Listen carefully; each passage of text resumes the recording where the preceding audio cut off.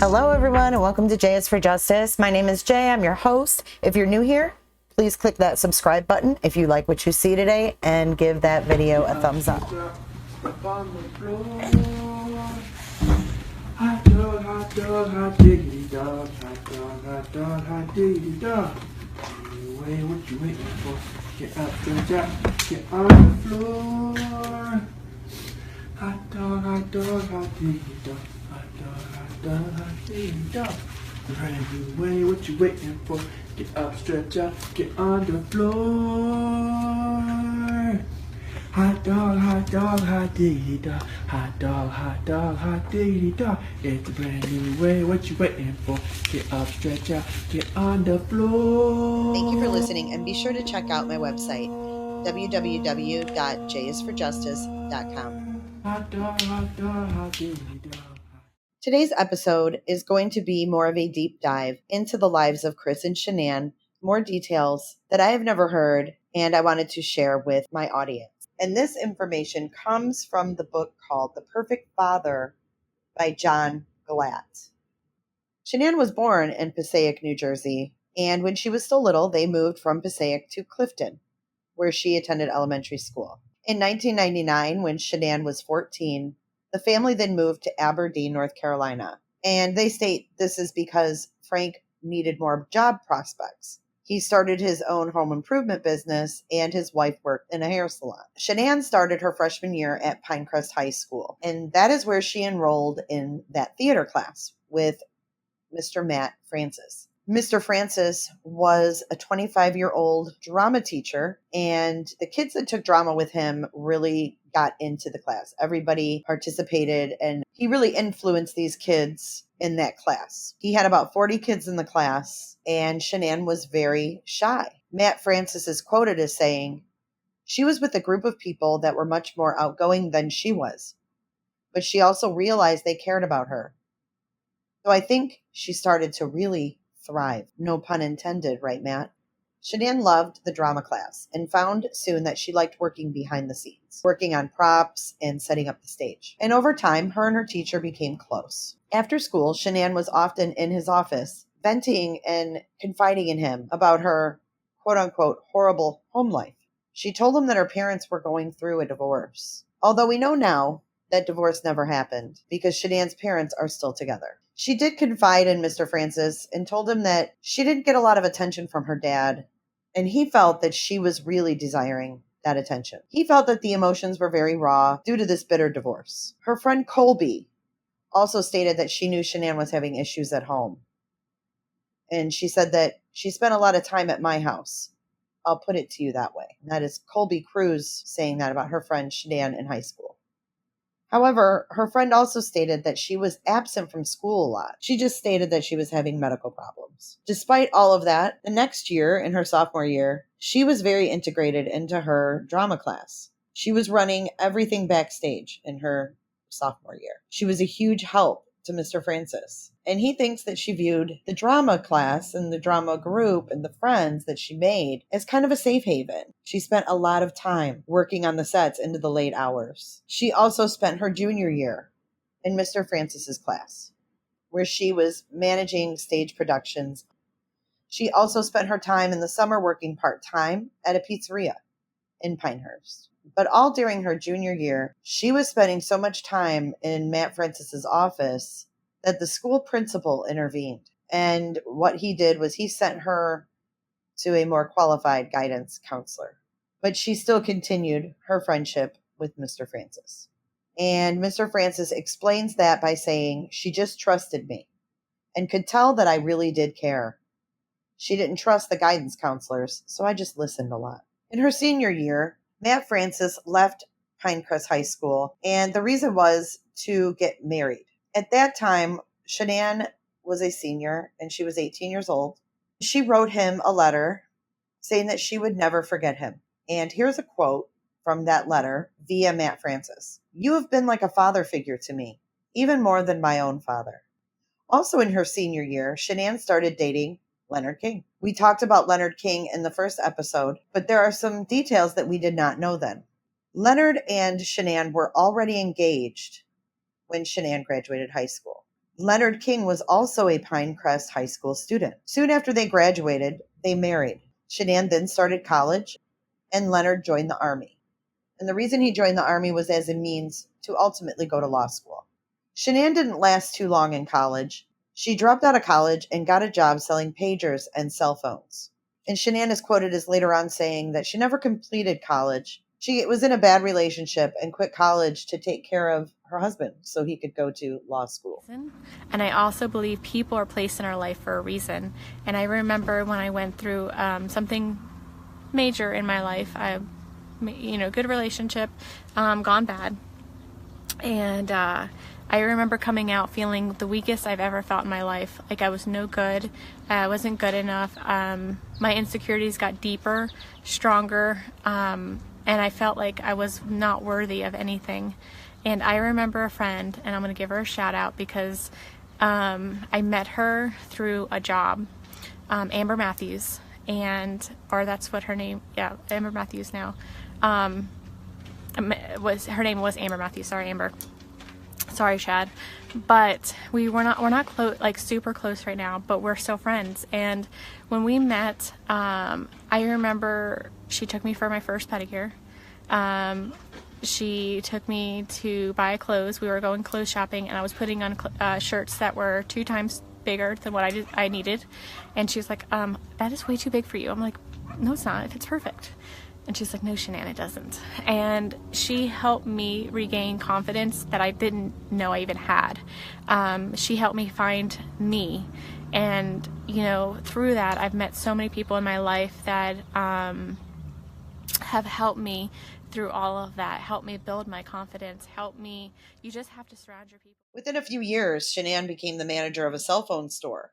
And this was in Fayetteville. And it was owned by Hisham Bedwan. So she met Hisham in 2006.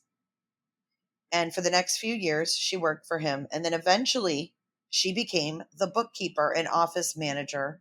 Dirty South Customs had 2 locations, one in Fayetteville and one in Charlotte, North Carolina. She managed both stores. And at the time, she was given the use of a custom Cadillac Escalade. King would state later that after she started managing the Dirty South Customs stores, that she just stopped coming home at night. She wouldn't tell him where she was. And like we talked about in the first episode, he wanted to do counseling, but she wasn't very interested in saving the marriage. So the next year in 2007, they divorced. And Shanann moved on to Charlotte, North Carolina. And she signed up for a psychology class. Shanann is also quoted about their breakup and divorce as saying, I went through a real awful divorce, and that relationship took a lot from me. It literally took everything. I had to start financially all over. So Shanann must have come a long way in 2 years from being divorced and having to financially start all over. Because in 2009, she signed the mortgage for $309,000 on that big house in Charlotte, North Carolina. And we've seen in her prior videos. But I remember when I was single for a long time, and my goal was to buy a house. I was tired of paying someone else's mortgage because, that's what you do when you rent. And I wanted to buy a house. And I wanted to buy a house that I could resell one day and make a profit off of. And so I worked and worked and worked and worked. I lost a lot of friends because a lot of my friends were still young. We were still young. And I was 25 years old when I built my first house. My family doesn't come from money. We always worked hard for what we had. And I did. I bought my first house at 25 years old. And that was the biggest accomplishment I felt I've ever done because I did it by myself. I did it by working my tail off. She worked her tail off and was able to build a 4,000 square foot, 12-room home that had 4 bedrooms and 4 bathrooms.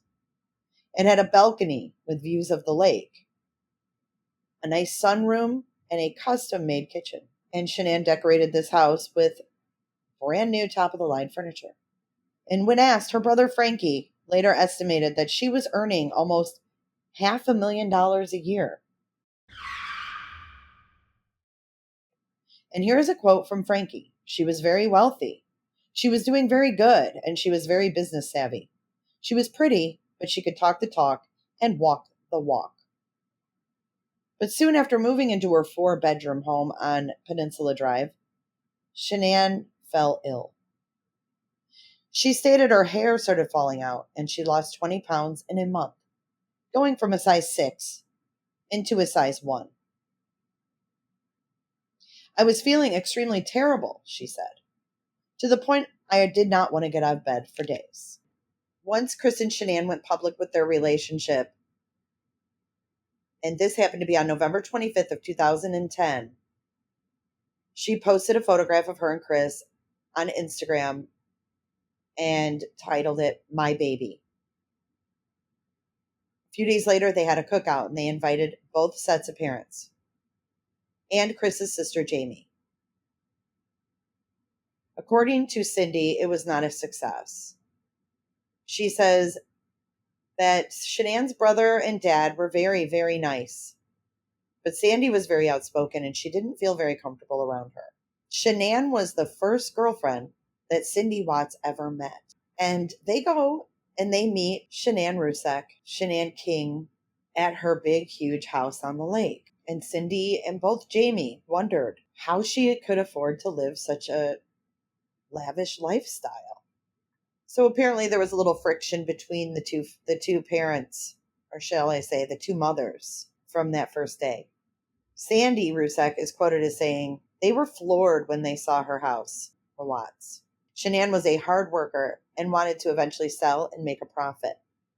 Comes from a family of contractors." After they got done eating at that first barbecue, Shanann and Chris took their dads and sister Jamie on a tour of the home, mistakenly leaving their mothers alone on the back porch.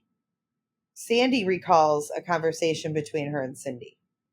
She stated that Cindy leaned over to her and said, "Shanann was married before?" And Sandy piped back, "Yes, just like your daughter was." Sandy went on to say, "I knew she was going to be a thorn in the marriage. So every time we had cookouts, his mom and sister were quite distant. We weren't accepted. They made that known." His sister Jamie said, "We met her and we weren't sure, but we would do anything to make him happy because he was happy." Shanann and Chris's first Christmas together was spent at the Rusak's house. And this would be the first year that Chris had not spent the holidays with his family. And they missed him. They rang in the New Year's together, also with Shanann's parents and brother Frankie. This was also shown in photos on Instagram. This caption read, "Our first New Year's together." Meanwhile, back at 1000 Peninsula Drive, Chris had moved in with Shanann. And every day he drove his 2006 Ford Mustang to his job at Mooresville Ford. And now at this time, Shanann was working part-time at the Dirty South and also was running her own photography business. And now we are on to a player that I've never talked about before. Her name is Gina Dietz. Gina Dietz met Shanann on a website where Shanann was advertising her services as a nanny. Shanann came over and met the family, so they hired her to watch their 18-month-old son, Eli. At the time, Gina was pregnant with her second child. Towards the end of Gina's pregnancy, she was at home while waiting to deliver her baby, and Shanann was there taking care of her 18-month-old son. And during that time, they got very close. In the beginning of August of 2011, Chris and Shanann rented a house in Ocean Isle Beach, North Carolina. Shanann's parents joined them there. Chris had purchased an engagement ring, and his plan was to propose on the beach. But Chris Watts first asked Frank Rusak for his daughter's hand in marriage, which Frank immediately gave his blessing. Newly engaged, that Thanksgiving, they went to Colorado and spent a week with Gina and Charlie Dietz in their new home in Broomfield. It was during that visit that the Watts decided to move to Colorado. That was the first time that the Dietzes had ever met Chris, and they were impressed by how devoted he was to Shanann. Shanann asked Gina to be her maid of honor, and she also asked Gina's son to be the ring bearer and Gina's daughter to be flower girl. Over the next few months, Shanann and Gina were in daily contact. Gina was telling Shanann how good that fresh mountain Colorado air would be for her lupus because Gina was a nurse. And Gina says, we were constantly texting and talking, and I brought up the idea that they should move to Colorado. Meanwhile, the plan of the wedding continued. At the same time, Sandy and Shanann were busy planning the engagement party. And they asked Jamie Watts to order all gluten-free food and also to send out the invitations. Jamie was later accused of not sending out all of the invites, which she denies. She stated, I sent out all of the invites. Minus a couple of people, everyone was there. Shanann's mother also accused Jamie of ordering no gluten-free food. Cindy Watts was already upset about the announcement of the move to Colorado, and things escalated from there. As a result of this incident, Chris cut off all contact with his family. He would not take their calls, and he had nothing to do with them. Jamie reached out to her brother prior to the wedding in order to mend fences so that everybody could attend the wedding, but she got no response. It would be more than 2 years before the Watts would speak to their son again. And when they did, it was Chris calling them to say that Shanann was pregnant with Bella, and he wanted things to be okay with everyone. Basically, he acted like nothing ever happened. And Cindy Watts at that time said to herself, you know what, if this is what Chris wants, I will shut my mouth. Apparently, Chris lived in Colorado for 6 months while Shanann was back in North Carolina to sell her house. Gina stated that while Chris was there living with them for the 6 months, he bonded with her daughter, Eva. Eva wanted him when she was sad or when she was crying. She wanted Chris for comfort. She was amazed at how well he bonded with her daughter. She stated he kind of became like a third parent. And while he was living with them, he was working at Longmont Ford and saving all of his money for their purchase of their home. Even though Chris was working long hours at Longmont Ford, Shanann encouraged him to take an online class, a communications class, at Piedmont College back in North Carolina. Chris obliged and signed up for the class, and that is where we see the video later on of the relationship deterioration speech. Use active listening techniques. Listen to your partner. Make sure they feel wanted. Make sure that they know that you're there and not in space somewhere thinking about the baseball game that's coming up or the football game that's coming up, which I sometimes do. Think clearly before saying things you may later forget. Don't just blurt out something. Just think about it. Don't just, if something comes to your mind, then it might be wrong. I do that too. And keep channels of communication open. Always disclose your feelings. Don't keep things bottled up because it will later come back to bite you. That speech was conducted in Gina and Charlie's kitchen, and he had to have an audience. So Gina and Charlie invited some friends over, and Charlie recorded that video in his kitchen. Friend Gina also said that her and her husband had discussed Shanann and Chris's dynamics. She is quoted as saying that her husband would not be happy if she was telling him what to do. But she did say that the Watts dynamics worked for them. He seemed to thrive in that kind of a relationship. Gina Dietz was even there when Bella was born. She joined Chris in the delivery room for the birth of Bella. When Shanann found out that she was pregnant, she started buying little girl clothes, and she posted on Instagram a picture of a dress that she bought for Bella. And Gina remembers that Shanann had baby clothes before she even tried to get pregnant. Gina is quoted as saying she was always prepared. She had baby clothes even before her and Chris decided to try to have a baby. So this friend also helped Shanann get the job at the children's hospital that she had for 4 years. They maintained their friendship at that time, and Gina even helped deliver Celeste in 2015. And this friend mysteriously vanished out of Shanann's life in 2017. As a matter of fact, it's January the 2nd of 2017 is the last time Gina is seen on Shanann's Facebook profile. Prior to January 2nd of 2017, she was very heavily involved in commenting on Shanann's posts. After that date, there is nothing and nothing also in 2018. So where is Gina now? And what happened to Gina and Shanann's friendship? Why was she not in the discovery? Or was she? And I missed it. 2,000 pages and information overload. Chris was also a student that was memorable to one of his teachers. His auto shop class was taught by Mr. Joe Duty, and Chris was one of his star pupils. Duty was also somewhat of a mentor to Chris. Duty is quoted as saying, "It's hard to find a more perfect kid.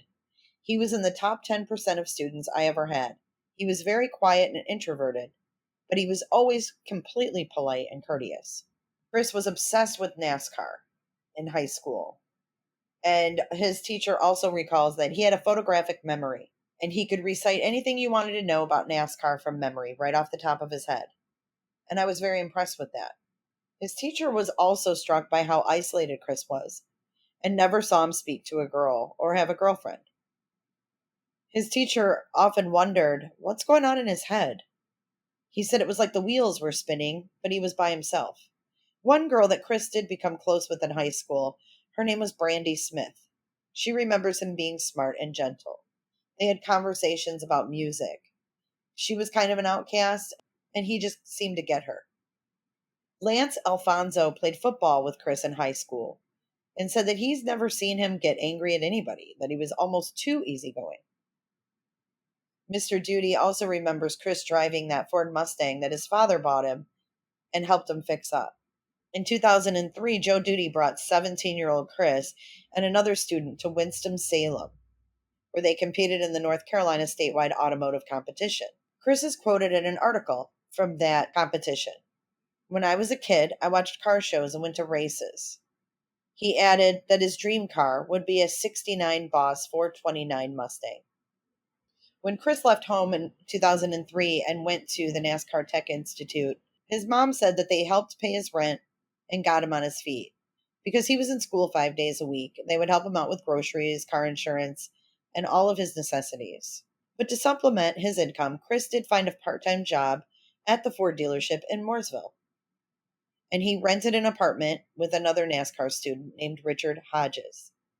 And Hodges said that Chris was straight as an arrow, dedicated to his work, and he wasn't the kind of guy that went out and partied. Chris would rather study in his bedroom than go out every night drinking. He was pretty reserved, said Hodges, and not the kind of guy who's just going to walk up and introduce himself to make friends. In 2006, Chris graduated from the NASCAR tech school and started working full-time at Mooresville Ford as a service tech, making good money, and bought himself a hot rod Mustang.